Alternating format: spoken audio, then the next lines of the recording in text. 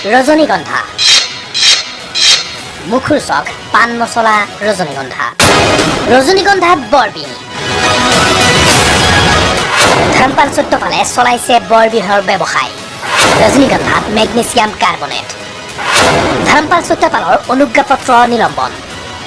গুৱাহাটীৰ বামুণী মৈদামত অৱস্থিত ধৰ্মপাল সত্যপাল বা ডিএছ গ্ৰুপৰ কাৰখানাত প্ৰস্তুত হৈছিল এই বিষাক্ত ৰজনীগন্ধা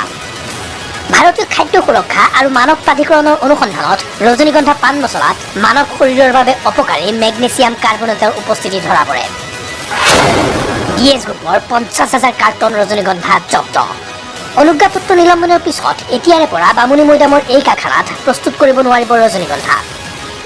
উল্লেখ্য যে কেন্দ্ৰীয় চৰকাৰৰ অধীনস্থ বিভাগটোৰ বিষয়াই ফেব্ৰুৱাৰী মাহতে সংগ্ৰহ কৰিছিল ৰজনীগন্ধাৰ নমুনা কলিকতাস্থিত